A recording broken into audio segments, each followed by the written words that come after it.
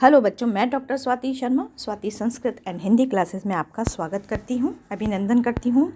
हम ढोला मारूरा दुहा के फर्स्ट भाग में पढ़ चुके हैं कि भाई 1.5 वर्ष की कौन थी, मारवनी थी, और 3 वर्ष के ढोला थे और उनका विवाह संपन्न हो गया था। अब जब क्या होता है, मारवनी बड़ी हो जाती है तो उसे अपने पति ढोला की याद आती है और वो स्वप्न में भी अपने पति ढोला को देखती है और तभी से वह उनसे मिलने के लिए आतुर और दुखी रहती है। तो हम 3 पद्यांश पहले पढ़ चुके हैं, आज हम चौथा पद्यांश पढ़ेंगे कि मारनु आँखहि सखी आज स काई उदास कामम चित्रांजु दिट्टमहि रूप न भुलई तास। अब क्या होता है कि जब मारवनी अपने प्रियतम ढोला को याद करके उदास बैठी होती है तो सखियाँ उससे उसका कारण पूछती हैं कि भाई आज तुम उदास क्यों हो। मारनहु आँखई सखी कि मारवणी से आकर के सखियाँ पूछती हैं आज से काई उदास, आज तुम उदास क्यों हो। तो इसके उत्तर में मारवनी कहती है कि कामम चित्राम जो दृढ़मही, यानी कि कामदेव के समान जो सुंदर मेरे प्रियतम हैं उनका चित्र दिट्टमही मेरे दृष्टि में समाया रहता है। अर्थात कामदेव कौन है, प्रेम के देवता हैं और सबसे सुंदर पुरुषों में माने जाते हैं। तो ये कहती है कि कामदेव के समान सुंदर जो मेरा प्रियतम ढोला है वो मेरी दृष्टि में समाया हुआ है। रूप न भुलहि तास, मैं उसके रूप को कभी भी भूल नहीं पाती हूँ। अब अगला वाला पद्यांश देखिए। अमहा मन अचरचे भयहु सखियाँ आँखई एम तन तह अनदट्टा सज्जना क्यों करी लगा प्रेम।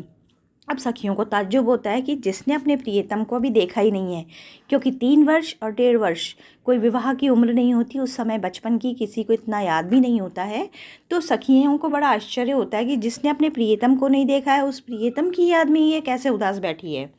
तो सखियाँ कहती हैं कि अमहा मन अचरची बहू, कि हमारे मन में बड़ा ही आश्चर्य है। सखियाँ आखई एम, सखियाँ इस प्रकार से कहती हैं तई अनदट्टा संजना, कि जिस सजन को, जिस प्रियतम को तुमने अभी देखा नहीं है, क्यों करी लगा प्रेम, उनसे तुम्हें किस प्रकार से प्रेम हो सकता है। ये तो बड़े ही आश्चर्य की बात है। बहुत सरल सरल पद्यांश हैं ये। अब इस बात का उत्तर मारवनी क्या कहकर देती है कि जे जीवन तिन्हा तना, कि जो जिनका जीवन होता है तन ही माही बसत, वह उनके तन में ही, उनके शरीर में ही बसता है या रहता है।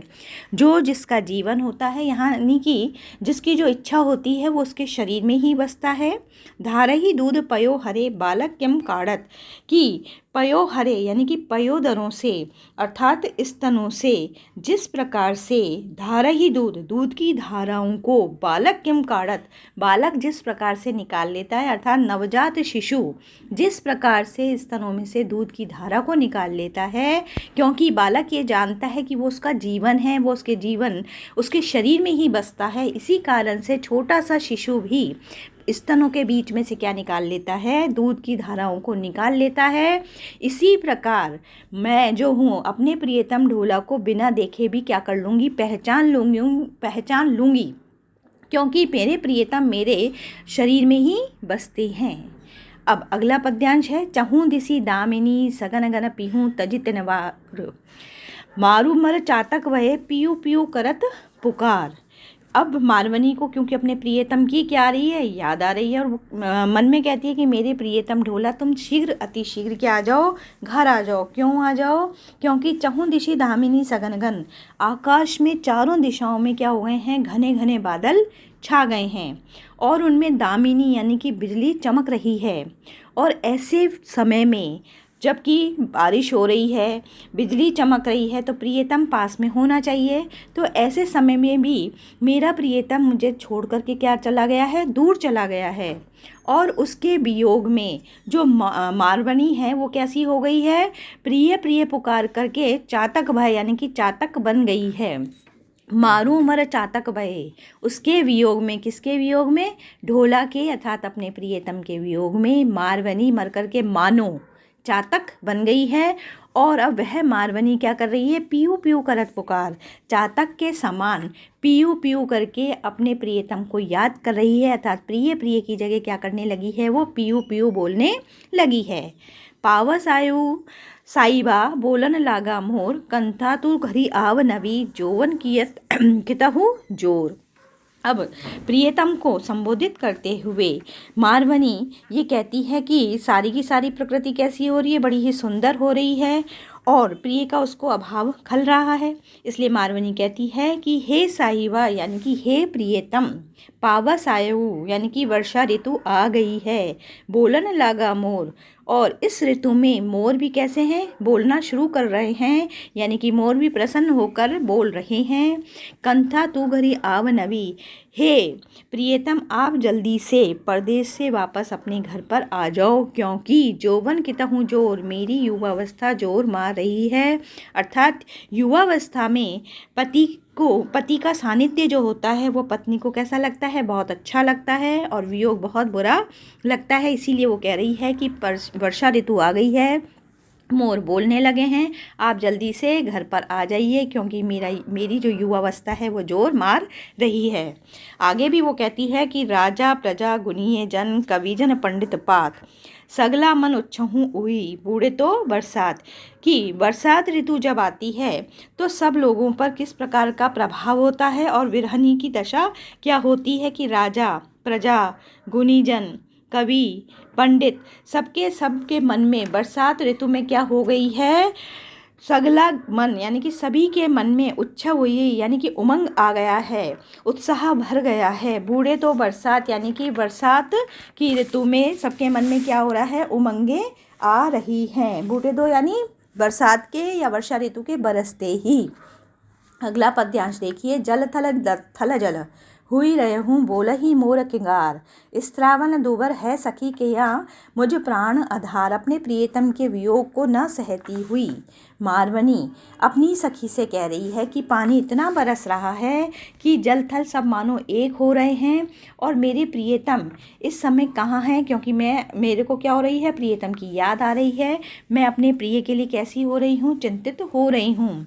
कि जल थल थल जल, जल थल में हो रहा है, थल जल में हो रहा है, यानी कि जल थल सब एक समान हो गए हैं, हर जगह पानी ही पानी दिखाई दे रहा है।